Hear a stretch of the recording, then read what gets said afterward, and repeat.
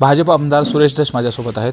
अण्णा पालकमंत्री म्हणून अजितदादांची नियुक्ती झाली, कसं पाहताय? पहिली प्रतिक्रिया काय असेल? अतिशय आनंद आहे. अजितदादा हे राज्याचे उपमुख्यमंत्री आहेत. या जिल्ह्याची संपूर्ण माहिती त्यांना आहे.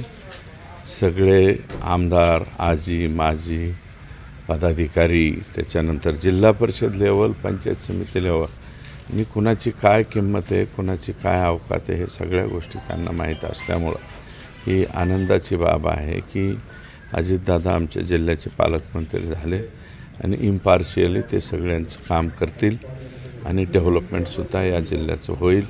अर्थ खाते त्यांच्याकडं आहे, त्याच्यामुळं साडीवरची मूठ जरा ते ढिल्ली सोडतील बीड जिल्ह्याला.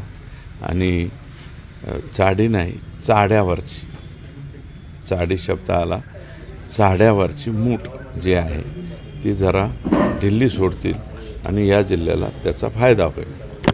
जिल्ह्यामधली जी काही आकाची दहशत वगैरे तुम्ही अनेक म्हणले, ती दहशत देखील मोडून निघेल असं वाटतं 5 वर्षात? 100% निघेल. कारण अजितदादा चुकीच्या लोकांना मदत करणारा व्यक्ती नाही. अजितदादा हे असल्या चुकीच्या लोकांना पाठीशी घालणार नाहीत. आणि माझं मत आहे सगळीकडचीच दहशत संपली पाहिजे. परळीत असेल, आणखी कुठं असेल, आणखी कुठं असेल, परंतु तिथं कायद्याचं राज्यच राहिलं नव्हतं. हम करे सो कायदा. आम्ही म्हणलं तर फिर्याद घ्यायची. इथपर्यंत परिस्थिती झाल्यावर बर्दापूर तसंच, परळी तसंच, ते संभाजीनगर पोलीस स्टेशन तसंच, इकडं शिरसाळा पोलीस स्टेशन तसंच, या सगळ्या पोलीस स्टेशनवरती आजही आकाचेच माणसं बसलेले आहेत. माझी SP साहेबांना विनंती आहे, तुम्ही बरेच दिवस झाले इथं आलेले आहे, SP साहेबांनी तिथले मेन माणसं तरी उचलावेत. कारण माणसं कोण आहेत तिथं? सचिन सानप, करुणा मुंडे काय म्हणून आल्या होत्या इथं?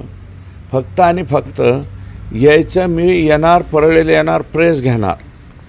अरे बाबा, येऊन द्यायचं गावात, प्रेस घेऊन द्यायची. असं आल्या असत्या, प्रेस करून गेल्या असत्या, कोणी बघितलं बी नसतं. यांनीच त्याचा एवढा भाऊ केला. आणि ते वैद्यनाथाच्या दर्शनाहून जाऊन आल्या. वैद्यनाथाच्या दर्शनाहून जाऊन आल्याच्या नंतर उघडपणे दिसते त्यांची गाडी जी ओपन केली, त्याच्यात बुरखाधारी एक व्यक्ती पिस्तूल टाकते. ते व्हिडिओ मी आत्ता बी पाहिला, तुम्ही बी रिपीट करून दाखवा. ते काय बाई माणूस आहे का? सरळ गडे माणूस आहे. तो कोण आहे माणूस? ते पोलीस कॉन्स्टेबल सचिन सानप, गोविंद भताने आणि भास्कर केंद्रे, हे 3 पोलीस अधिकारी म्हणजे कर्मचारी, त्या घांनी ते बुरखा घालून ते हे ठेवलेलं आहे. माझं म्हणणं आहे की मी हे स्टेटमेंट केल्याच्यानंतर आणि आज लेखी पत्र देतो आहे या बाबतीमध्ये, याची चौकशी झाली पाहिजे. त्याच्यानंतर जरीन पट्ट्यावाला का काहीतरी, मला वाटतं जरीन शेख पठाण पट्टेवाला, हे 13 जून 2023ला याचा पोलीस कोठडीमध्ये मृत्यू झाला. आणि मृत्यू झाला, त्याला फिट्स येत होत्या आणि त्याला प्रचंड मारहाण झाली. आणि त्या मारहाणीमध्ये सुद्धा कोण कर्मचारी आहेत? हेच सचिन सानप, गोविंद भताने, भास्कर केंद्रे, विष्णू फड आणि राठोड, असे 5 लोक आहेत. आणि तत्कालीन तिथला PI जे असतील त्यांनी मारहाण केली. आता LCBला 107चा काय टेबल आहे, त्या 107च्या टेबलाला 5,000 ते 20,000पर्यंत प्रति आरोपी रेट. आणि जिल्ह्यातून 40-50 प्रकरणं रोज तिथं पाठवायची. जेलमध्ये सुटलेले आरोपी ह्यांनीच उचलून आणायचे. हे शेख जे आहेत LCBचे प्रमुख, हे फक्त दाखवायला आहे. पाठीमागून सचिन सानपच सगळे चालवत आहेत. आत्ता LCBला आहेत. म्हणजे करुणा मुंडेंच्या गाडीमध्ये पिस्तूल ठेवायची बक्षिसी काय? तर सचिन सानप यांची LCBला बदली. LCB कशासाठी असती? अतिशय म्हणजे वेगवान, चांगले पोलीस, ताकदवर पोलीस. त्या LCBला माणसं असे आणून ठेवायचे. कोल्हापूरहून एक गणेश हांगे बदलून आणला, ते 107च्या टेबलवर. सचिन आंधळे आणले. मी काय एकाच समाजाचे वगैरे म्हणून म्हणत नाही, पण प्युअर आपला माणूस तिथं आणून बसवायचा आणि त्याच्या मार्फत बरंच काही गोळा त्या ठिकाणी करायचं, अशी परिस्थिती आहे. आणि या परळीमध्ये मी आजपर्यंत समज होता माझा की पहिला खून हा त्या संदीपचा ह्याचा झाला, संगीत दिघोळेचा झाला. तसं नाही. परळी तालुक्यामध्ये मी जरा पाठीमागे गेलो तर सुचेता कळसे ही कळसे गुरुजींची मुलगी होती. कळसे गुरुजी आर्ट टीचर, कला शिक्षक होते तिथं काहीतरी. त्यांची मुलगी सुचिता ही जळून ठार झाली आणि त्याच्यानंतर दुसऱ्या दिवशी कळसे गुरुजींनी स्वतःला गोळी झाडून घेतली. हे दोघं प्रकार पाहिल्याच्या नंतर त्यांची जी मिसेस होती म्हणजे सुचिताची आई ही डोकं खराब झालं. ती येरवड्या जेलला गेली. एक भाऊ होता तो गायब झाला. एक बहीण आहे ती अजून परत तिथं आली नाही. म्हणजे 1999ला ही 99ची घटना आहे. ही 99ला पहिल्यांदा हे जे ती जळाली होती का जाळली होती हे रेकॉर्ड आता पोलिसांनी त्या ठिकाणी काढलं पाहिजे. गोळी कसं काय झाडून घेतली, त्यांच्या कळसे गुरुजी आर्ट टीचर असताना त्यांच्याकडे पिस्तूल कसं काय आलं, हे फार म्हणजे गहन विषय तिथं.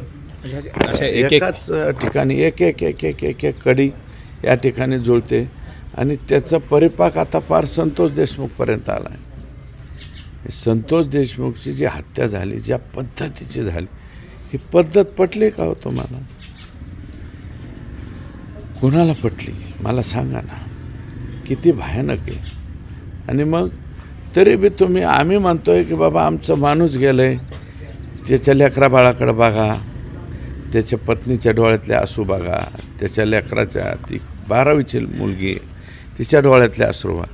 ते दिलं सोडून आम्हाला पालकमंत्रीपद भेटू नये म्हणून. अरे कोणाचं पालकमंत्रीपद आहे आणि कोणाचं काय घेऊन बसले? आम्हाला मंत्रिपद नको, आम्हाला भेटलं नाही भेटलं, आम्ही दुसऱ्या दिवशी कामाला लागलो तर आमदार म्हणून. मंत्रिपदाचं आणि याचं काय? तुमच्या पक्षाने तुम्हाला मंत्रिपद दिलं, आमच्या पक्षाने पंकजाताईंना दिलं, विषय संपला. मंत्रिपदं मिळाले, विषय संपला. पालकमंत्रीपदावरून तुम्हाला एवढं का पालकमंत्रीपदाला चिटकायचं? काय हे शकतो बोगसच बिलं उचलायचे सगळे. त्या परळी नगरपालिकेमध्ये 46 कोटीचं का काय मला माहिती पडेल, विष्णू चाटेच्या नावावर 46 कोटीचं बिल उचललं गेलं. आता 46 कोटी म्हणजे काय रक्कम थोडी आहे का मला सांगा. आणि जी बीड जिल्हा एक बिल तर असं कानावर आलं आहे की त्या विष्णू चाटेंचं की जेईची खरी सही नाही, डेप्युटी इंजिनियरची खरी सही नाही, एक्झिक्युटिव्ह इंजिनियरची खरी सही नाही आणि ते बिल पास झाले.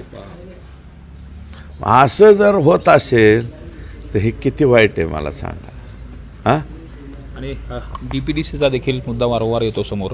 जिल्हा नियोजन समितीचा जो निधी असतो तो 75% निधी परळीला आहे अशा पद्धती देखील चर्चा होती. मी काढायला लावलं आहे ते गेलं 2014 पासून आत्तापर्यंत 2024पर्यंत कोणत्या तालुका तुम्ही आम्हाला पॉप्युलेशननुसार येणारे पैसेसुद्धा आम्हाला ठेवत नाही.